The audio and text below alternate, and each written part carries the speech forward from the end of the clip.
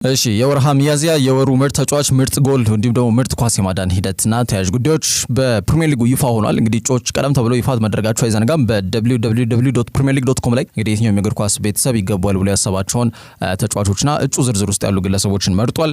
በወሩ ምርጥ ተጫዋች አሌክሲስ ማካሊስተር አርጀንቲና አማካኝ የወሩ ምርጥ ተጫዋች ተብሎ ተመርጧል። በወርሃ ሚያዝያ ይሄ ተጫዋች 2 ጎሎችን አስቆጥሯል። ወደ 10 ደግሞ ግብ የሚሆኑ እድሎችን ፈጥሯል። ኳሶችን አመቻችቶ አላቀበለም፣ ግን የግብ እድሎችን የፈጠረ ተጫዋች ነው ማለት ያው ፕሬስ ሲስተም ሊሆን ይችላል ማለት ነው። ወይም ደግሞ አሲስት ከመደረጉ በፊት የሚሆኑ ኳሶችን ማቀበልም ሊሆን ይችላል። ቻንስ ክሬሽን ፉላም ላይ አክሮ ከሩቅ የመታት ኳስ አለ። የማዕዘን ምቶችን የሚያሻግረው እሱ እንደሆነ ይታወቃል። በርካታ የግብ እድሎችን በመፍጠር አሌክሲስ ማካሊስተር በዚህ ውድድር ዘመን ምናልባት ዝምተኛው ኮከብ ቢባል ብዙ ማጋነን ነው። በአማካይ መስመር ላይ ከግራቨንበርግ ጋር የፈጠሩት ጥምረት አስደናቂ እንደሆነ ይታወቃልና የወሩ ምርጥ ተጫዋች ተብሎ እንዲመረጥ አስገድዶታል ማለት ነው። ከዛ ውጪ በአሰልጣኙ ዘርፍ ላይ የወሩ ምርጥ አሰልጣኝ ቪቶር ፔሬራ ነው ተመርጧል ከወልቭስ። እኛ አሰልጣኝ በተለይ በወርሃ ሚያዝያ ባደረጓቸው 5 መርሃ ግብሮች 5ቱንም ማሸነፍ ችሏል። በአጠቃላይ የራሳቸውን ያጨዋወት ፍልስፍና ቡድኑ ላይ በማስረጽ ቡድኑ ከነበረበት የወራጅ ቀጠና ስጋት እንዲላቀቅና ሚድ ቴብል ላይ እንዲቀመጥ በማድረግ ሂደት ላይ ትልቅ አስተዋጽኦ አበርክቷል። በአጠቃላይ ማጥቃት እንቅስቃሴያቸው ላይ በሆርገን ስትራንድ ላርሰንን ጨምሮ እንደ ማቲያስ ኩኛ የበለጠ ነሳራቢያም ከተቀያሪ ወንበር ላይ የተነሱ ልዩነት ፈጣሪ እንቅስቃሴዎችን ያደርጋሉ። በተለይ ኢፕስዊች ታውን ላይ ከመመራት ተነስቶ ያሸነፉበት አጋጣሚ ደግሞ ይበልጥ በእንቅስቃሴያቸው በውድድር ዘመኑ ቶትናም ላይም እንዲሁ ያስመዘገቡት ድል እንዳለ ይታወቃል። ማንቸስተር ዩናይትድ ላይም በሳራቢያ ብቸኛ ጎል ቅጣት ምት ነው እንደምናስተዋውሰው አስደናቂ ጎል ነበረች። ዞሮ ዞሮ በቡድኑ በአጠቃላይ በዚህ በወርሃ ሚያዝያ ላይ ያሳየ የሚገኘው እንቅስቃሴ አሰልጣኙ የወሩ ምርጥ አሰልጣኝ ተብሎ እንዲመረጥ ያስገደደ ነጥብ ነው። ከዛ ውጭ የወሩ ምርጥ ጎል ካርሎስ ባሊባ ነው። ዌስትሃም ላይ ያስቆጠራት ጎል በጣም አስደናቂ የጨዋታው መጠናቀቂያ ደቂቃዎች ላይ ከረጅም ርቀት አክሮ የመታት ኳስና መረብ ሆናለችና የካሜሮናዊ የአማካይ መስመር ተጫዋች በብራይተን ኤንድ ሆቭ አልቢዮን ቤት ይገኛል። በጣም አስደናቂ እንቅስቃሴ እያደረጉ ከሚገኙና በርካታ ክለቦች ከሚፈልጉ ተጫዋቾች መካከል አንዱ ነው። አስደናቂ ጎል ነበር ያስቆጠረው። ለቡድኑ ወሳኝ 3 ነጥብ እንዲያገኙ ትልቅ አስተዋጽኦ ያበረከተች ነበረች። ከዛ በኋላ ዌስትሃም ወደ ጨዋታው ለመመለስም በቂ ጊዜም አልነበራቸውም። ወዲያው ነበር ጨዋታው የተጠናቀቀው እንደምናስተውሰውና አስደናቂ ጎል ነው ያስቆጠረው ካርሎስ ባሊባ የወሩ ምርጥ ጎል ሆኖ ተመርጧል ማለት ነው። ከዛ ውጪ ጉግሌልሞ ቪካሪዮ ቶትናም ግብ ጠባቂ ማለት ነው የጣሊያናዊ ግብ ጠባቂ ጄደን ሳንቾ ላይ ያዳናት ኳስ በተለይ ቶትናም ከቼልሲ ጋር ባደረጉት መርሃ ግብር ላይ ሳንቾ ያገኘው በጣም አስደናቂ እድል ነበረ። ጥሩ አድርጎ ሞክሮታል እርግጥ ነው፣ ግን የጉግሌልሞ ቪካሪዮ የፊንገር ቲፕስ ሴቭ የሚሉት አይነት ወይም ደግሞ በጣት ብቻ የዳን አይነት ኳስ ነውና ከዛ ጋር በተያያዘ ነው እንግዲህ የወሩ ምርጥ ኳስ የማዳን ሂደት በሚል ካስትሮል የሚሸልመው የሴቭ ኦፍ ዘ መንዝ ወይም ደግሞ የወሩ ምርጥ ኳስ የማዳን ሂደት ወደ ጉግሌልሞ ቪካሪዮ እንዳቀና ማንሳት ይቻላል። ከዛ ውጭ ግብጻዊ ኮከብ ሞሳላ የእግር ኳስ ጸሐፊዎች ማህበር የአመቱ ምርጥ ተጫዋች ተብሎ ተመርጧል። የሊቨርፑሉ የፊት መስመር ተጫዋች መሐመድ ሳላ የእግር ኳስ ጸሐፊዎች ማህበር እንግዲህ FWA ማለት ነው የአመቱ ምርጥ እግር ኳስ ተጫዋች ተብሎ መመረጡ ተገልጿል። እንግዲህ ግብጻዊ ኮከብ ለ3ኛ ጊዜ ነው የእግር ኳስ ጸሐፊዎች ማህበር የአመቱ ምርጥ ተጫዋች ተብሎ ሲሸለም ማለት ነው። ቀደም ሲል 2017 2018 የውድድር ዘመንና በ2021 እና በ2022 የውድድር ዘመን ይህንን ክብር ማሳካት መቻሉ የሚታወቅ ጉዳይ ነው። 32 ዓመቱ ላይ ይገኛል መሐመድ ሳላ። ከሰሞኑ ለ2 ዓመት የሚያቆየውን ውል በሊቨርፑል መፈረሙ የሚታወቅ ጉዳይ ነው። የፕሪሚየር ሊጉ የምንጊዜም 5ኛ ከፍተኛ ጎል አስቆጣሪ ተጫዋች ነው። ያንን ነገር ለማሻሻል ሰፊ እድል አለው ማለት ነው። 2 ዓመት ሰፊ ጊዜ ነው። ተጫዋቹ በዚሁ አቋሙ የሚቀጥል ከሆነ ይበልጥ ደረጃውንም ሊያሻሽል የሚችልበትና በፕሪሚየር ሊጉ ከተጫወቱ በጣም ምርጥ አፍሪካውያን ተርታ ስሙን ማካተት የሚችልበት እድል በጣም ሰፊ ስለመሆኑ ማንሳት ይቻላል ማለት ነው። 32 ዓመቱ ላይ ነው የሚገኘው መሐመድ ሳላ። የዘንድሮ ሽልማት ለማግኘት ከቡድን አጋሮቹ ቫን ዳይክ እና ግራቨንበርግ እንዲሁም ደግሞ ከአርሰናል አማካኝ ዴክላን ራይስ እና ከኒውካስሉ የአጥቂ መስመር ተጫዋች አሌክሳንደር ኢዛክ ጋር ተፎካክሮ ይህንን ሽልማት የግሉ ማድረግ ይችላል። ያው ሳላ ሽልማቱ እንዲወስድ ድምጽ የሰጡ ጋዜጠኞች 90% ያክል ስለመሆናቸው ለማወቅ ተችሏል። በተለይ 32 ዓመቱ ኮከብ በሽልማቱ ታሪክ በርካታ ድምጾችንም በመሳሳብ ያሸነፈ ተጫዋች በመሆንም አዲስ ታሪክ ጽፏልና ማህበሩ ከየትኛውም የእንግሊዝ ክለብ ላይ ለሊቨርፑል ተጫዋቾች 16 ጊዜ ይህን ሽልማት ማበርከቱንም ለማወቅ ተችሏል። ከዛ ውጪ አርሰናል የዊሊያም ሳሊባን ውል ለማደስ በይፋ ነገሮችን ጀምረዋል ሲል ዘ አትሌቲክ ለሚጽፈው ጋዜጠኛ ዴቪድ ኦርነስቲን ዘግቧል። በአጠቃላይ ለማድሪድ ተገቢ የሆነ ተጫዋች ነው ብለው የሚያስቡት በጣም ኦብሰስድ የሆነውት ክለቦች ሪያል ማድሪድ ይህንን ተጫዋች በነጩ ማሊያ ለማየት በጣም እጅጉን የቋመጠ ክለብ ነው። በተለይ ተጫዋቹ ውሉን እንዳያድስ በማድረግ ሂደት ላይ ፍሎሬንቲኖ ፔሬዝ የሚሄድበት የራሱ አካሄድ እንዳለ ይታወቃል። ሌሎች ክለቦች ከሚሄዱበት መንገድ በተለየ መልኩ ወኪሎችን ራት በመጋበዝ እንደዚህ ሌሎች ተያያዥ ጉዳዮችን በማድረግ በተለይ ተጫዋቾች ውላቸውን እንዳያድሱ በማድረግና ተጫዋቾችን በነጻ የሚያገኙበት መንገድ አለ። አርኖልድ ምሳሌ ነው። ሩዲገር ምሳሌ ነው። ከዛ ውጪ ኪሊያን ምባፔ ምሳሌ ነው። ዴቪድ አላባን ጨምሮ ማለት ነው። ሌሎችንም እንደነ ቪስንም ለማስፈረም ከጫፍ ደርሰው እንደነበር እናስተውሳለን የባየር ሙኒኩን ማለት ነው። አሁን ደግሞ ሳሊባን በዛ መንገድ ለማግኘት ጥረት እያደረጉ ይገኛሉ ተብሎ እየተገለጸ ነው የሚገኘው። ማድሪድ ውስጥ ያለው የተከላካይ መስመር ቀውስ ማለትም የተጫዋቾች እድሜ መግፋት፣ የአቋም መዋዠቅ፣ ለጉዳት በጣም ተጋላጭ የሆነና ተያዥ ጉዳዮች ማድሪድ የተከላካይ መስመራቸው ላይ መፍትሄ ማበጀት እንደሚኖርባቸው እጅጉን የሚያሳስብ አይነት የውድድር ዘመን እያሳለፉ ይገኛሉ። የክረምት ዋነኛ እቅዳቸው ደግሞ ዊሊያም ሳሊባ እንዲሆንና ተጫዋቹን በእጃቸው ለማስገባት መከፈል ያለበት መስዋዕትነት ለመክፈል ማድሪዶች ቁርጠኛ መሆናቸው የተገለጸ ይገኛል። ክለብ ውስጥ በጥሩ እንቅስቃሴ ቆይተ ትልቅ ዋንጫ ካላሳካ ማንም አያስታውስም። እኔ ደግሞ በአርሰናል መጥቶ ፈልጋለሁ እዚህ ክለብ ውስጥ ዋንጫ ማሳካት ፈልገው ለዛ ነው ሲል ዊሊያም ሳሊባ ተናግሮ እንደነበር የሚታወቅ ጉዳይ ነው። ሳሊባ ለተጨማሪ 2 ዓመት በኤምሬትስ የሚያቆይ ውል እንዳለው በመጠቆም በኤምሬትስ ተረጋግቶ እንደሚገኝ ማረጋገጫ መስጠቱ አይዘነጋም። የአርሰናል ደጋፊዎችን ያረጋጋ ጉዳይ ቢሆንም ክለቡ ግን ተጫዋቹ ውሉን እንዲያድስ ለማድረግ ይፋዊ ጥያቄ ለማቅረብ በእንቅስቃሴ ላይ እንደሚገኙ ለማወቅ ተችሏል። በተለይ ሶል ካምቤል ክለቡን ከለቀቀ ወይም ደግሞ ያኔ በ2003 በ2004 በነበረው የውድድር ዘመን በኋላ በተለይ አርሰናል የተረጋጋ የተከላካይ መስመር አገኘ የሚባለው ዊሊያም ሳሊባ ከመጣ በኋላ ነው። ይሄ ምንም ለጥያቄ የሚቀርብ ጉዳይ አይደለም። ተጫዋቹን ማቆየት በየትኛውም መስፈርት በተለይ አንድሪያ ቤርታ የቡድኑ ቴክኒካል ዳይሬክተርና ክለቡም ቦርዱም በአጠቃላይ የሚያምንበት ጉዳይ ነው። በተለይ በገንዘብ ተጫዋቹን የሚገመት አይነት እንቅስቃሴ አይደለም እያሳየ የሚገኘው። ከዛ አንጻር ነው ይበልጥ ውሉን እንዲያድስ ለማድረግ ክለቡ እየተንቀሳቀሰ የሚገኘው። ይሳካላቸዋል ወይስ ደግሞ ተጫዋቹ ውሉን ሳያድስ ከ2027 የአርሰናል እንቅስቃሴ ለመታዘብ ብቻ ፍላጎትን ያሳያል የሚለው ጉዳይ በቀጣይ ይጠብቃል። ከዛ ውጪ ዣቪ አሎንሶ የውድድር ዘመኑ ሲጠናቀቅ ባየር ሌቨርኩሰንን በይፋ እንደሚለቅ አሳውቋል። የጀርመኑ ክለብ ሌቨርኩሰን በተለይ በክለቡ የ119 ዓመት ታሪክ ውስጥ ያልተሰራ ታሪክን ሰርቷል። እንግዲህ በተለይ የቡድኑ ምንም ጨዋታ ሳይሸነፍ ቡንደስሊጋው ማሳካት መቻሉ አይዘነጋም። ከዛ በተጨማሪ የዲኤፍቢ ፖካል ዋንጫ ክብረንም አምና አሳክተዋልና የክለቡ የ119 ዓመት ታሪክን ያደሰው ዣቪ አሎንሶ ነውና የግለሰብ ሐውልት እኮ ያስፈልጓል እዚህ ክለብ ውስጥ የሚል ሀሳቦች በስፋት እየተሰነዘሩ ይገኛሉ። ባየር ሙኒክ እንኳን ከዓመት ዓመት ይሄ ከ30 በላይ ቡንደስሊጋ ክብሮችን ማሳካት ይቻለውና ሊጉ ደካማ እንዲሆን የራሱን ትልቅ አስተዋጽኦ አበርክቷል እየተባለ በብዙዎች የሚታመው የጀርመኑ ኃያል ክለብ እየተባለ የሚጠራው ወደ 6 የአውሮፓ ሻምፒየንስ ሊግ ክብሮችን ማሳካት የቻለ ኃያል ክለብ ነው። ግን የሌቨርኩሰን ታሪክ የለውም ወይም ደግሞ ኢንቪንሲብል ሆኖ አንድም ጨዋታ ሳይሸነፉ ቡንደስሊጋውን ያሳካ ክለብ አይደለም። ስለዚህ ሌቨርኩሰን ምን ያክል ትልቅ ታሪክ ባጭር ጊዜ በዣቪ አሎንሶ ስር ማሳካት እንደቻሉ መመልከት ይቻላል። በአንድ የውድድር ዘመን ምንም ጨዋታ ሳይሸነፉ ዋንጫው ማሳካት የቻሉ 3 ቡድኖች ናቸው። አርሰናል በ2003 በ2004 ከዛ ውጪ ኤሲ ሚላን በ1991 በ1992 እንዲሁም ጁቬንቱስ በ2011 እና በ2012 የውድድር ዘመን ላይ ምንም ዋንጫ ሳይሸነፉ ዶሜስቲክሊ የውስጥ ሊጉን ከፍ አድርገው ማሳካት መቻላቸው ይታወቃል። ሌቨርኩሰን ደግሞ በዣቪ አሎንሶ ስር ይሄንን ታሪክ በ2023 በ2024 በጣም ውስን ክለቦች ብቻ ያሳኩትን ታሪክ እንዲጋሩ ትልቅ አስተዋጽኦ አበርክቷልና በቀጣይ ዓመት በተጫዋችነት ጥሩ የሚባል ስኬታማ ጊዜያቶችን ያሳለፈበትን ክለብ ሪያል ማድሪድን በአሰልጣኝነት ለመረከብ በቃል ደረጃ ከስምምነት ላይ ስለመድረሱ ተገልጿል። ይሄ ማለት ካርሎ አንቸሎቲ ከማድሪድ ጋር ሰላማዊ በሆነ መልኩ ይለያያሉ ማለት ነው። ያው ስኬታማና አንጋፋ አሰልጣኝ ናቸው። ጣሊያን አሰልጣኝ ዶን ካርሎ አስቸጋሪ የሚባልና ዋንጫ አልባ የሆነ የውድድር ዘመንን ከማድሪድ ጋር እንዳሳለፉ ከተረጋገጠ በኋላ እንግዲህ ከክለቡ ጋር መለየታቸው እንደማይቀር የሚጠቁሙ መረጃዎች ሲወጡ መቆየታቸው አይዘነጋም። ያው ማድሪድ ቤት ወንበሩ ቢያንስ በአንድ ዓመት የሆነ ዋንጫ ይጠይቃል። ያ ነው እንግዲህ ትልቁ አስቸጋሪ ጉዳይ ለካርሎ አንቸሎቲ የሚሆነው በተለይ ክለቡን በያዙበት በተለያዩ አጋጣሚዎች ማለት ነው 2 ጊዜ ሪያል ማድሪድ እንዳሰለጠኑ ይታወቃል። እንግዲህ 2 ጊዜ የአውሮፓ ሻምፒየንስ ሊግና 3 ጊዜ ላሊጋ ክብሮችን አሳክቷል። ከዛ አንፃር ካርሎ አንቸሎቲ ትልቅ አስተዋጽኦ ያበረከቱ ግለሰብ ናቸውና የሽኝት መርሃ ግብርም እንደሚደረግላቸው ለማወቅ ተችሏል ማለት ነው። በቀጣይ እንግዲህ ሴልሳዎቹን የሚረከቡ ይሆናል።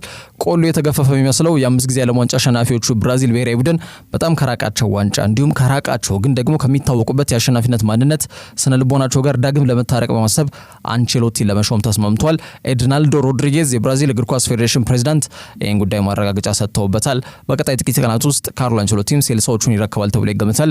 ኔይማር ጁኒየር የብራዚል የምንጊዜም ከፍተኛ ጎል አስቆጣሪ ነው። እንደ ፔሌ እንኳን ያላሳኩትን ኤል ፊኖሜኖ አር9 በጣም በዓለማችን ደረጃ ትልቅ እንዲሁም አስደናቂና ጨራሽ አጥቂ ተብሎ የሚጠራው አር9 የድሮ ሮናልዶ ማለት ነው። ትልቁ ሮናልዶ እንኳን ያላሳካውን ነገር አሳክቷል። ኔይማር ጁኒየር በርካታ ጎሎችን ለሀገሩ አስቆጥሯል። እንዲሁም አጥቂ ሳይሆን ማለት ነው። ግን የዓለም ዋንጫ ማሳካት አልቻለም። ምናልባት የመጨረሻ ዕድሉን በ2026 ይሞክራል ተብሎ ይገመታል።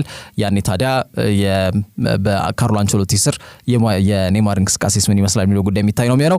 በሪያል ማድሪድ ቤት ግን ቀጣዩ አልጋ ወራሽ ዣቪ አሎንሶ እንደሚሆን ምንም ጥያቄና መልስ የሌለው እንዲሁም ደግሞ የተረጋገጠ ጉዳይ ስለመሆኑ በስፋት እየተገለጸ ይገኛል። ከዛ ውጪ አርሰናል ሞርጋን ሮጀርስን ለማስፈረም የሚደረገውን ፍክክር በይፋ ተቀላቅለዋል ተብሏል። እንግዲህ አስቶን ቪላው እጅግ አስደናቂ ሁለገብ የአጥቂ አማካይ መስመር ተጫዋች ነው ሮጀርስ። ይህን ተጫዋች ለማስፈረም ከበድ ያለ ዝውውር ቢመስልም አርሰናል ግን ተጫዋቹን ለማስፈረም ወይም በእጃቸው ለማስገባት ፍላጎት አሳይቷል ተብሏል።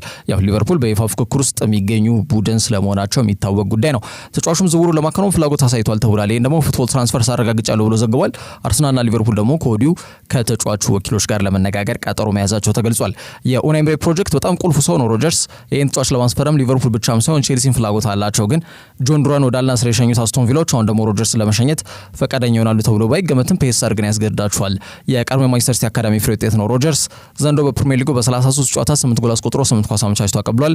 በኤፍኤ ካፕ በ5 ጨዋታ 2 ጎል አስቆጥሮ 1 ኳስ አመቻችቶ አቀብሏል። በአውሮፓ ሻምፒየንስ ሊግ በተደረጉ 12 ጨዋታዎች 4 ጎል አስቆጥሮ 2 ኳስ አመቻችቶ አቀብሏል። ከአራቱ 3ቱ ሃትሪክ ነው።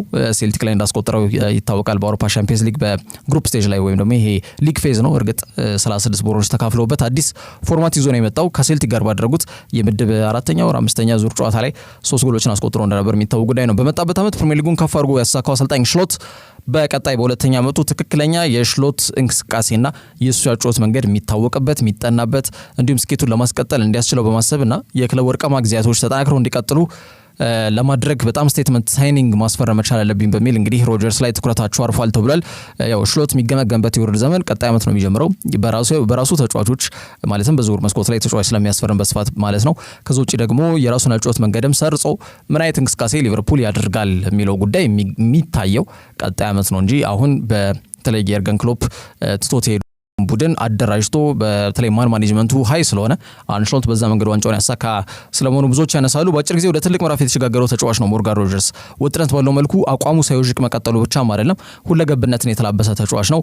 ፍጥነት አለው፣ ጉልበት አለው። ፕሮግሬሲቭ ኬሪስ ደግሞ አይታማም። በጣም ድሪብል ያደርጋል ከኳስ ጋር ወደፊት ይዞ ኳስን በሚሄድበት ሰዓት ላይ ብዙ ጊዜ ያለመነጠቅ ጥሩ ክህሎቶች አሉትና ረዘም ያለ ሜዳ ክፍልን ያካልላል ከኳስ ጋር። ይሄ ደግሞ በተለይ በትራንዚሽናል ካውንተር አታክ በሉት በየትኛው መንገድ ለተጫዋች ጠቀሜታ ማነው ለቡድን ጠቀሜታ ተጫዋች ያለው ክህሎት በጣም አስፈላጊ ነውና ሊቨርፑል አርሰናል በዝውውር ስትራቴጂያቸው እንደ ሮጀርስ አይነት ጥሩ አቅም ያለው ተጫዋች በዛ ላይ ረዘም ላለ ጊዜ ግልጋሎት ሊሰጥ የሚችል አይነት እድሜ ላይ ነው የሚገኘው 22 ነው። ከዛ አንፃር ለወደፊት አትርፈው እንኳን ሊሸጡበት ይችላሉና ከዛ ጋር በተያያዘ ጠቀሜታው ዘርፈ ብዙ ነው ተጫዋች ማስፈረም ማለት ነው። ካንሽሎትም ሆነ ሚኬል አርቴታ ያጫወት ፍልስፍናና እቅድ ጋር እንዲሁ መንገድ ጋር ተጣጥሞ መሄድ የሚችልበት እድል ሰፊ መሆኑም ሌላው በተለይ ክለቡ ትኩረት እንዲያደርግበት ያስገድደው ጉዳይ ነው ተብሏል። የድህረ ክሎፕ ትክክለኛው የሊቨርፑል ዋንጫው ጉዞ ቀጣይ ዓመት ይታያል። ሉዊስ ዲያዝ፣ ዲዬጎ ጆታ፣ ዳርዊን ኑኔዝ በክለቡ ጸንተው የመቆየታቸው ጉዳይ አጠራጣሪ ነው። ሰርፕራይዝ ፓኬጅ ካለ ክለቡ ሊለቁ የሚችሉበት እድል አለ። ስለዚህ ሮጀርስን ለማስፈረም ስብስባቸውን ለማጠናከር ቁጥርም ለመጨመር ብቻም ሳይሆን ስልታዊ አንድምታውም ላቅ ያለ ዝውውር እንደሚሆን ይገመታል። መድፉ ቤት ያው አምበሉና 10 ቁጥር ቦታ ላይ የተጫወተ የሚገኘው ማርቲን ኦዴጋርድ ዘንድሮ አቋሙ እጅግ በጣም ነው የተንኮታኮተው። ወትሮ የነበረው የቡድን የማጥቃት እንቅስቃሴ ዋና ዳጊ ፈጣሪ ተጫዋች ነበር። በክፍተቶች መካከል ቢትዊን ዘ ላይንስ የምንለው አይነት ፓሶችን ይሰጥ ነበር ብዙ ጊዜ የተለያዩ ግብ ዕድሎችን መፍጠር ቻንስ ክሬት ማድረግ ስራው ነው። 10 ቁጥር ቦታ ላይም የሚጫወት ተጫዋች ነው። ከዛ በተጨማሪም ከአመት ዓመትም ያን ነገር ሲያደርግ ተመልክተናል። አምናም ካቻምናም ማለት ነውና ዘንድሮ ግን በጣም አቋሙ በጣም እየዋዠቀ ይገኛል። የአምበልነት ሚናውን በጣም ደካማ መሆኑን ተከትሎ ከአርሰናል ደጋፊዎች ሳይቀር በጣም በስፋት እየተተቹ ከሚገኙ ተጫዋቾች መካከል አንዱና ዋነኛው ማርቲን ኦዴጋርድ ነው። የአርሰናል ደጋፊዎች ቁጥራቸው ቀላል አይደለም ማርቲን ኦዴጋርድን እየተቹ ያሉት ማለት ነው። እንደሚታወቀው አርነ ስሎት ለምሳሌ ዶሚኒክ ሶቦዝ ላይ ደካማ እንቅስቃሴ ሲያሳይ እርምጃ ይወስዳሉ ወዲያውኑ ማለትም ከርቲስ ጆንስ ወደ ሜዳ እንዲገባና ይበልጥ ደግሞ 1-2-3 ጨዋታዎች በከርቲስ ጆንስን በቋሚነት እያሰለፉ ይጀምራሉ። ከዛ ዶሚኒክ ሶቦዝላይን ተክተው ሲያስገቡ ተጫዋቹ ቅጣት እንደሆነ ስለሚገባው ወደ ራሱ አቋም የሚመለስበትን መንገድ ይፈጥራልና አርሰናል ቤት ግን እንደዛ ለማድረግ ያቀንጦት ነው። አርሰናል ቤት የለም ሲጀምር ተጫዋቹ ኦዴጋርድን አስቀምጦ ኢታን ንዋኔሪን ለማስገባት በጣም ፕራግማቲክ ነው ሚኬል አርቴታ ያን ነገር አይወስንምና በመጫወት በተኞቹ ቦታውን ለማጠናከር በተለይ ደግሞ እንደ ማርቲን ኦዴጋርድ ጥሩ አቅም ባለው ተጫዋች ስብስቡን የማጠናከር ፍላጎት አላቸው ተብሏል። ስፔናዊው የሳን ሰባስቲያን ተወላጅ ሚኬል አርቴታ ስብስቡ ጥልቀትና ጥራት የሌለው እንዲሁም ተገማች የሆነ ስብስብ ነው ከአመት ዓመት። ይሄ ደግሞ ባለፉት 5 ዓመታት ምንም ዋንጫ እንዳያሳካ አድርጎታል። ያንን ለመቅረፍ ያሰበ የዝውውር መስኮት ያሳልፋሉ ተብሎ ይገመታል። ሞርጋን ሮጀርስ ደግሞ ዋናው ትኩረታቸው ያረፈበት ተጫዋች ስለመሆኑ እየተገለጸ ይገኛል። ቪሎች በጥር የዝውውር መስኮት ላይ እስከ 100 ሚሊዮን ዩሮ ገቢ አስገብተዋል። እንደሚታወቀው ከጆን ዱራንም ከሌሎች ዝውውሮችም ግን ኤሚሊያኖ ቡዌንዲያም በውሰት አቅንቶ እንደነበር እናስታውሳለን። ጥር ላይ ግን የመጪው የሰኔ ወር የፕሮፊታቢሊቲ ኤንድ ሰስቴቢሊቲ ሬጉሌሽንስ ፒኤስአር ወጪ ገቢ ማመጣጠኛ ጊዜ ገደቡ ሳይጠናቀቅ አንድ ተጫዋች መሸኘት ይጠበቅባቸዋል። ይሄ የተቀመጠ ህግ ነው። የሰኒዮር ሳያልቅ አንድ ቁልፍ ተጫዋች ቪላ መሸኘት አለበት። አለበለዚያ ሂሳባቸውን አያመጣጥኑም። የነጥብ ቅጣትም በቀጣይ ዓመት ሊተላለፍባቸው እንደሚችል ይገመታል። እንደዛ አይነት ድፍረት እንደዛ አይነት ሪስክ ውስጥ ከመግባት አንድ ተጫዋች ለመሸኘት ሊወስኑ ይችላሉ ተብሎ ይገመታል። ከዛ አንፃር ሞርጋን ሮጀርስ ሊሸኝ የሚችለው ተጫዋች ሊሆን ይችላል ተብሎ ነው እየተገለጸ የሚገኘው። በጣም ጥሩ ወይም ደግሞ በርካታ ተጫዋቾችን አዘዋውረዋል በዝውውር መስኮቱ ላይ። ጥር ላይ ጆን ዱራንና ቡዌንዲያን ቢሸኙም እንደምናስታውሰው ማርከስ ራሽፎርድና አሴንሲዮ ሲሆንም አስፈርሟልና ከዛ አንፃር ዶኔል ማለን የተባለውን ተጫዋች የኔዘርላንድ አጥቂ መስመር ተጫዋችም ፊርማውን ያስቀመጠ ተጫዋች ነው። እንደ ናማዶናና ሌሎች በርካታ ተጫዋቾችን ፊርማቸውን አስቀምጧል። ያ ቅጣት ሊያስከትልባቸው ይችላል። ቢያንስ አንድ ተጫዋች መሸኘት እንዳለባቸው ነው የተገለጸ የሚገኘው። ይህ ዝውውር ከበድ ያለ ዝውውር ቢመስልም ቀደም ብዬ በጠቀስኳቸው ጉዳዮች ግን ሰርፕራይዝ ፓኬጅ ወይም ባልተጠበቀ መልኩ እውን ሊሆን እንደሚችል ይገመታል። ከዛ ውጪ ማንቸስተር ዩናይትድ በጣም ጫና ውስጥ የሚገኘው ሮናልድ አራውሆን ለማስፈረም እስከ 75 ሚሊዮን ፓውንድ መመደባቸው ተሰምቷል። እንግዲህ ዩራጌት ተከላካይ መስመር ተጫዋች ሆነው ሮናልድ አራውሆ ዘንድሮ ከጉዳት መልስ ነው ቡድኑን ከውድድር ዘመኑ ከተጀመረ በኋላ የተቀላቀለው። አምና በተለይ ደግሞ የካቻምና ሮናልድ አራውሆ በጊዜው ዓለማችን ላይ ከነበሩ ምርጥ የተከላካይ መስመር ተጫዋቾች መካከል አንዱ ተብሎ እንዲጠራ ምክንያት እንደነበር አይዘነጋም። ያው እናስታውሳለን። የአምና ሳይሆን የካቻምናው አራውሆ በጣም አስደናቂ ነበር። በዣቪ ስር የነበረው አራውሆ ማለት ነውና በዚህ ሰዓት ማንቸስተር ዩናይትድን መቀላቀል ትንሽ ድፍረትን ሊጠይቅ ይችላል። ምንም ጥያቄ የለውም። ለመረጋጋት ጥረት እያደረገ የሚገኝ ቡድን ነው። በአሰልጣኙ የቡድን ግንባታና ቅርጾ ስለመዋሃድ ጥረት እያደረገ የሚገኝ ቡድን ነው። የአውሮፓ ቻምፒየንስ ሊግ ቲኬትን ለመቁረጥ ጥረት እያደረገ የሚገኝ ቡድን ነው። ወይም ቀጣይ ዓመት ለመጫወት የመጨረሻ እድሉን ለመሞከር እያሰበ የሚገኝ ቡድን ነውና አራውሆ አሁን ዩናይትድን ለመቀላቀል ትልቁ ፈተናና እንቅፋት ያ ሊሆንበት ይችላል ተብሎ ነው የሚገመተው። ግን ከፍተኛ ጫና ውስጥ ነው የሚገኘው። ተጫዋቹ በልዩነት ዘንድሮ አቋሙ ጥያቄ እንዲነሳበት እያስገደደው ይገኛል። አምናና ዘንድሮ የአውሮፓ ቻምፒየንስ ሊግ ባርሴሎና እንዲሰናበቱ ቀጥተኛ አሉታዊ ተጽዕኖ የነበረው ተጫዋች ነው በሚል በርካታ የካታሎን ደጋፊዎች ተጫዋቹ ክለባችን ይልቀቅ በሚል ድምጻቸውን እያሰሙ እንደሚገኙ ይታወቃል። ከዛ አንፃር በጣም እጅግ ከፍተኛ ጫና ውስጥ የሚገኘው አራውሆ ምናልባትም ክለቡን በግድ ሊለቅ የሚችልበት እድል እንዳለ በስፋት እየተገለጸ ይገኛል። ተጫዋቹ በማህበራዊ ትስስር ገጽ ላይ የዘረኝነት ጥቃትም እየደረሰበት እንደሚገኝ የተገለጸ የሚገኘው በተለይ ከአውሮፓ ቻምፒየንስ ሊግ የሳንሲሮ ሽንፈታቸው በኋላ ማለት ነው። በተለይ አቼርቢ ያስቆጠራት ጎል ላይ ቀጥተኛ ጥፋት አለበት በሚል ጣት እየተቀሰረበት ይገኛል። ግን የመጀመሪያው ጥፋት ጄራርድ ማርቲን ጋር ነው የሚጀምረው። ደምፍሪስ ማርቲን በራሱ እግር ላይ የነበረው እንኳን ሲምቦጃቦጅ ነው። ያው ደምፍሪስ አስጨንቆ የተቀበለው እንደሚታወቀው የጨዋታው ሽርፍራፊ ሰከንድ ነው። ኳሱን ክሊር ማድረግ ይችላል ማርቲን ራሱን የተነጠቀው ኳሱን። ስለዚህ ቀጥተኛ ጥፋቱ ያው ማርቲን ነው። 37 ዓመቱ አቼርቢ ኳሱን አገኘ ካናድ ነው ጎሉን ያስቆጠረውና ይሄ ቦዲ ቼክ አድርጎ ወይም ደግሞ ሰውነቱን አራውሆ ሰጥቶ ኳስና መረብን ያገናኘበት መንገድ ግን በተለይ ከአራውሆ ጋር በተያዘ ዲፌንሲቭ ይሄ ፖዚሽኒንግ ወይም ደግሞ እንዴት ነው የሚከላከለው መረቡን ከመረቡ ፊት መሆን መቻል ያለበት ተከላካይ ነውና እንዴት ከተጫዋቹ ኋላ ይሆናል በሚል በስፋት ጥያቄ ሲሰነዘርበት እንደነበር አይዘነጋም። ተጫዋቹ አቋሙ ዝቅ ይላል፣ አቋሙ ከፍ ይላል፣ ምንም ጥያቄ የለውም። ግን አቋሙ ዝቅ በሚልበት ሰዓት ላይ ድጋፍ ነው እንጂ የሚፈልገው ትችት አይደለም የሚያስፈልገው። ትችት ከሆነ ጥያቄ ሊነሳ ይችላል ቆይታው ጉዳይ ላይና የአራውሆ ጉዳይ ያን ነው የሚያመላክተው። ነገሮችን ግን ይበልጥ ያደራረበው አምና የነበረው እንቅስቃሴ ነው። እንደምናስታውሰው ብራድሊ ባርኮላ ላይ የሰራው ጥፋት በቀጥታ ቀይ ካርድ ከሜዳ እንዲሰናበት አድርጎት ነበረ። ባርሴሎና በፒኤስጂ ተሸንፈው ከውድድሩ መሰናበታቸው የሚታወቅ ጉዳይ ነውና ይበልጥ ደግሞ ዘንድሮም ተመሳሳይ አይነት ጥፋቶችን ማድረጉ ተጫዋቹ ላይ ከፍተኛ በሆነ መልኩ ጫናዎች ተበራክተው እንዲሰሙ እያደረገ ይገኛል። የዩናይትድ ቤት ያው አሳማኝ ያልሆነ የሌኒዮሮና እንዲሁም ሌኒዮሮ አሁን ከሰሞኑ ጥሩ እንቅስቃሴ እያደረገ ይገኛል። የማቲያስ ዴሊት ግን አሳማኝ ያልሆነ ግዢ ነው። በፕሪሚየር ሊግ እግር ኳስን የመጫወት እድል ማግኘት የሚመኙ በርካታ ተጫዋቾች እንዳሉ ይታወቃል። ከዛ ውጪ ባርሴሎና የኢኒጎ ማርቲኔዝን ውል ለማደስ ያው እጅጉን ተቃርቧል ተብሏል። በብዛት ደግሞ የተከላካይ መስመር ተጫዋች ላይ እንደና ፓው ኩባርሲ ናቸው የሚሰለፉት። ኤሪክ ጋርሻ ይሰለፋል እና ዩሊስ ኩንዴም ያው ቋሚ ተመራጭ ተጫዋቾች ናቸውና የሃንሲ ፍሊክ ጥምረቶች ከመሆናቸው ጋር በተያያዘ አራውሆ ዝውውሩን እንዲቀበል ሊያስገድዱ የሚችሉ ጉዳዮች ስለመሆናቸው በዋናነት እየተጠቀሰ ይገኛል። ተጫዋቹ በክለቡ እስከ 70 ሚሊዮን ዩሮ ይገመታል። ምናልባትም ደግሞ ይህንን ተጫዋች ለማስፈረም ማንቸስተር ዩናይትድ ከፍተኛ ገንዘብ መበጀታቸው ነው የተገለጸ የሚገኘው። ክለብ ያለበት የፋይናንስ ሁኔታ እንዳለ ይታወቃል። እርግጥ በዚህ ዓመት ጥሩ ገቢ ሊያገኝ ይችላል። ቢሆንም ግን በተጫዋቹ የዝውውር ደግሞ ተጨማሪ ገቢ የሚያገኝበት መንገድ ካለ ያንን ለመዘርጋት ዝግጁ ናቸው ተብሎ የተገለጸ ይገኛል። አራውሆ ከሰሞኑ ውል እንዳደሰ ይታወቃል በባርሴሎና። ያ ግን ተጫዋቹ ክለቡን እንዳይለቅ ሊያስገድዱ አይችልምና ከዛ ጋር በተያያዘ ዩናይትድ ይህንን ተጫዋች ለማስፈረም በቀጣይ የሚወስዷቸው እንቅስቃሴዎች እንዲጠበቁ ያደርጋቸዋል። ከዛ ውጭ አርሰናል ጋብሪኤል ማርቲኔሊን በክረምት የዝውውር መስኮት በቋሚነት ሊሸኙት እንደሚችሉ የተገለጸ ይገኛል። እንግዲህ የሰሜን ለንደኑ ክለብ በጣም ትልቅ የዝውውር መስኮትን ያሳልፋሉ ተብሎ ይገምታሉ።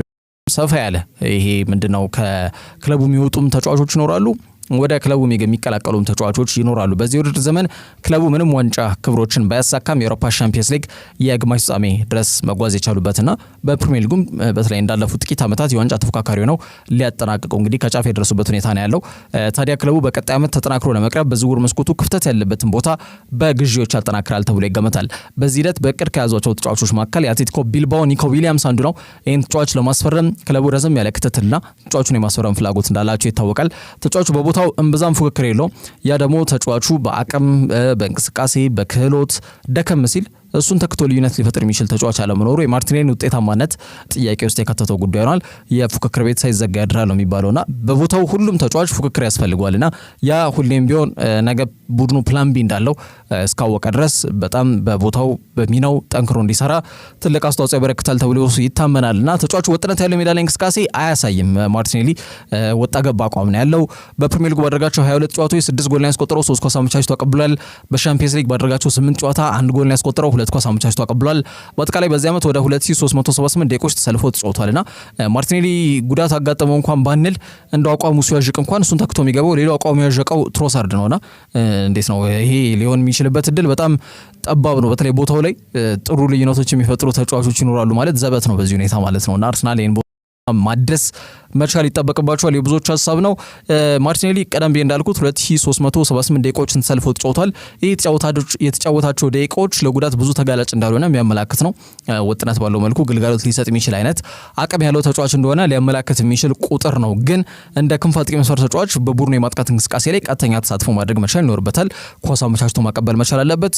ጎልም ቢያስቆጥር ክፋት የለውም እንደ ክንፍ አጥቂ መስመር ተጫዋች ማለት ነው። ሌሎቹ የሚያደርጉት ጉዳይ ስለሆነ ያ ግን ብዙም እየታየ አይደለም የሚገኘው። የማርቲኔሊ እድገት አልቋል የሚሉት ብዙዎች ናቸው። ከዚህ በላይ ሊያድግ የሚችል ተጫዋች አይደለም በሚል ነው በጣም በስፋት ይሄ ብራዚላዊ ኮከብ እየተነሳ የሚገኘው። ፍጥነት አለው እርግጥ ነው፣ ግን ሌላ ልዩነት ፈጣሪ እንቅስቃሴዎችን ብዙ ማድረግ እየተሳነው ይገኛልና ተጫዋቹ በአርሰናል ደስተኛ ነው። ግን ክለቡ ምናልባት ቦታውን ለማደስ ሲል ተጫዋቹን ሊሸኙ የሚችሉበት እድል እንዳለ እየተገለጸ ይገኛል። ተጫዋቹን ሸኙትም ተጫዋቹን ያልሸኙትም ግን ይሄ ቦታ መታደስ መቻል እንዳለበት ብዙዎች የሚስማሙበት ሀሳብ ነው። በመጨረሻም ቡባከር ካማራ በክለቡ ቪላ የቀረበለትን የኮንትራት እድሳት ጥያቄ ለመፈረም ማንገራገሩ እንግዲህ ሌሎች የፕሪሚየር ሊግ ተፎካካሪ ክለቦችን ትኩረት ስቧል ተብሏል። ይህንንም ሌኪፕ ነው የዘገበው፣ የፈረንሳይ ተነባቢ ጋዜጣ ነው ሌኪፕ። በተለይ ደግሞ ፈረንሳዩ አማካኝ ቡባከር ካማራ ውሉን እንዲያድስ ጥያቄ ቀርቦለታል በአስቶን ቪላ። እስካሁን ድረስ እንግዲህ ምላሽ አልሰጣቸውም ተብሏል። ይህ ጉዳይ በስፋት መነጋገር ይሆናል። ቴሌግራፍ እንደዘገበው ከሆነ ለ5 ዓመቱ ፈረንሳይ ተከላካይ አማካኝ መስመር ተጫዋች በቪላ ፓርክ የሚያቆየውን ውል እንዲያራዝም ለማድረግ አስቶን ቪላ በክለባቸው ታይቶ የማይታወቅ በሂስትሪ ቡክስ በክለቡ ታሪክ ታይቶ የማይታወቅ አይነት ሁኔታዎችን ለማመቻቸትና ተጫዋቹ ላይ ፍላጎት ያላቸው ሌሎች ክለቦችን ተስፋ እንዲቆርጡ ለማድረግ ጥረት የሚያደርጉበትን አይነት እንቅስቃሴ ጀምሯል ከተባለ በኋላ ውል እንዳቀረቡለት ተሰማ። ተጫዋቹ ግን የቀድሞ የኦሎምፒክ ደ ማርሴይ ተጫዋች ነው። በቪላ እስከ 2027 የሚያቆይ ውል አለውና ፉት መርካቶ ቀደም ብዬ እንዳልኩት ተጫዋቹ ላይ እያንዣበው የሚገኙ ክለቦችን ፍላጎት ለመግታት ክለቡ ታሪካዊ የውል እድሳት ጥያቄ ለማቅረብ በዝግጅት ላይ ቢሆንም ተጫዋቹ ግን በተለይ የቀረበለትን ውል ዝምታን መርጧል ተብሏል። እስካሁን ድረስ እንግዲህ እነሱ የጠበቁት ከአንዳንድ ፊርማውን አስቀምጦ ለተጨማሪ ጊዜያቶች ላይ በክለቡ ጸንቶ መቆየቱን ያረጋግጣል ነበረ። ግን ተጫዋቹ ዝምታን መርጧል። ተጫዋቹ ተኪሚያን በክለቡ እየተወጣ እንደሚገኝ ግልጽ ነው። የአቅሙን ግማሽ እንኳን ለክለቡ እስካሁን አሳይቷል ብለው አያምኑም። ክለቡም ያው እርግጥ ነው እንግዲህ በተጫዋቹ ጥሩ አቅም እንዳለው ግልጽ ነው። ክለቡ ላይ በቀጣይ ጊዜያቶች ላይ ደግሞ እንግዲህ ከአቅሙን ግማሽ ነው ያሳየው የሚለውን ጉዳይ የሚታይ ነው የሚሆነው። በተለይ ጉዳት መጠነኛ በሆነ መልኩ የፈተነው ተጫዋች ነው። የከፍተኛ ጉልበት ጉዳት ማግስት አጋግሞ አሁን ወጥነት ባለው መልኩ ጥሩ ግልጋሎትን እየሰጠ ይገኛል። ሲሰጥ ደግሞ የውድድር ዘመኑ ተጠናቀቀ ኦልሞስት ተጠናቀቀ ነው ሊባል የሚችለው 3 ጨዋታ ነው የሚቀረውና ቡባከር ካማራን ትክክለኛ አቅም በፕሪሚየር ሊጉ አልታየም። በማርሴይ ቤት ግን በጣም ጥሩ አቅም ያለው ተጫዋች ስለመሆኑ መናገር ይቻላል። እንግዲህ ቪላ ከፈረንሳይ አየር ክለብ ፓሪስ ሴንጀርሜን ጋር ባደረጉት የአውሮፓ ሻምፒየንስ ሊግ ፍጻሜ ጨዋታ ላይ የካማራ ሚና በጣም ከፍተኛ እንደነበር የምናስታውሰው ጉዳይ ነው። በአስቶን ቪላ ታይቶ የማይታወቀው ታሪካዊ ኮንትራቱን ተቀብሎ ውሉን ለማደስ ያንገራገረው ቡባከር ካማራን ጉዳይ አርሰናልን ጨምሮ ሲቲ፣ ሊቨርፑል፣ ቼልሲ እነዚህን 4 ቡድኖች ትኩረት የሳበ ጉዳይ ሆኗል ተብሏል። የተጫዋቹ ሁኔታም በትኩረት እየተከታተሉ ይገኛሉ ተብሏል። ተጫዋቹ እስከ ቀጣይ ዓመት ጥር ወር ድረስ ምንም ጉዳይ ላይ የማደስ እቅድ ከሌለው አስቶን ቪላ ተጫዋቹን በይፋ ለሽያጭ ለማቅረብ ይገደዳሉ ሲል ለኤኪፕ ይዞት የወጣው መረጃ ያመላክታል። አርሰናል ማርቲን ዙቢሜንዲን በይፋ ማስፈረማቸውን አረጋግጠዋል። ይህንን ስፔናዊ ተጫዋች ለ2 ዓመት ገደማ የክለብ ሲከታተሉ መቆየቱ አይዘነጋም። በጣም በስፋት ስሙም ከአርሰናል ጋር ሲያዝ መቆየቱ ይታወቃል። እንግዲህ ማርቲን ዙቢሜንዲ ወደ አርሰናል 99.9% የተረጋገጠ ዝውውር ስለመሆኑ ቲቢአር ፉትቦልም ከዚህ በፊት ዘግቦት የቆየው ጉዳይ ነው። ሚኬል አርቴታ ቀደም ብዬ እንዳነሳሁት ነው እንግዲህ ከ700 ቀናቶች በላይ እንግዲህ ለሆነ ጊዜ ይህንን ተጫዋች ከፍተኛ ፍላጎት ሲያሳይ የቆየ ግለሰብ ነው። እንደሚታወቀው የሁለቱ እንግዲህ ሳን ሰባስቲያን ተወላጅ ግለሰቦች ኤሚሬትስ ላይ እንደሚጣመሩ ተረጋግጧል ማለት ነው። እንግዲህ ስፓኒያርዱ አሰልጣኝ ሚኬል አርቴታ ትረስት ዘ ፕሮሰስ ፕሮጀክት እነሆ እንግዲህ 6ኛ ዓመቱ ላይ ይገኛል። እንግዲህ ዋንጫ ካሳካ ደግሞ 5 ዓመታትን አስቆጥሯል። የኤፍኤ ካፕ ክብር ነው ሊጠቀስ የሚችለው በ2019 በጣም አሰልጣኙ ያንን ነገር በጣም በስፋት በተለይ ደግሞ የአርሰናል እግር ኳስ ክለብ ቡድኑን ከዋንጫ ጋር ማስታረቅ መቻል አለበት የሚል ሀሳብ በስፋት ሲሰነዘር መቆየቱ አይዘነጋም። ፕሮጀክቱ አሳማኝ እንዲሆን ከተፈለገም ዋንጫ ስለሚያስፈልገው ማለት ነውና የክለቡ ደጋፊዎች ዋንጫ እየጠበቁ ይገኛሉ። በቀጣይ ጊዜያቶች ላይ ደግሞ ያንን የሚያመላክት ደረጃ ሆኖ ክለቡ መገኘት መቻል ይጠበቅበታል። ዙቢሜንዲ ደግሞ ለዚህ ወሳኝነት ያለው ሚና ይጫወታል ተብሎ ይታመናል። ተጫዋቹ ከሜዳ ውጪ የጠየቃቸው መስፈርቶች ነበሩ። ክለቡም ያን ነገር አሟልቶ ተገኝቷል። ሪሊዝ ክሎዙን ወደ 51 ሚሊዮን ፓውንድ አርሰናል እንደሚከፍል ለማወቅ ተችሏል። እንግዲህ ተጫዋቹ ለማስፈረም ማድሪድ፣ ሲቲ፣ ሊቨርፑል ከፍተኛ ጥረት ሲያደርጉ ቢቆዩም ተጫዋቹ የሚኬል አርቴታን ፕሮጀክት በመቀበል እንዲሁም ጓደኛውና የብሔራዊ ቡድን አጋሮቹ ሚኬል ሜሪኖን ጨምሮ ግብ ጠባቂው ዴቪድ ድራያ ከዛ ውጪ ከኬረን ቲርኒና ከማርቲን ኦዴጋርድ ጋርም አብሮ ተጫውተዋል። እንግዲህ ሁለቱም በሶሲዳድ በነበራቸው ጊዜ ማለት ነው። ቲርኒ በውሰት ነው።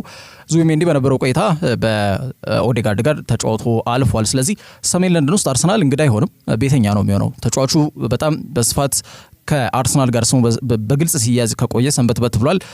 በተጫዋቹ ጉዳይ ተስፋ የቆረጡት ማንቸስተር ሲቲዎች ኒኮ ጎንዛሌዝን አስፈርሟል።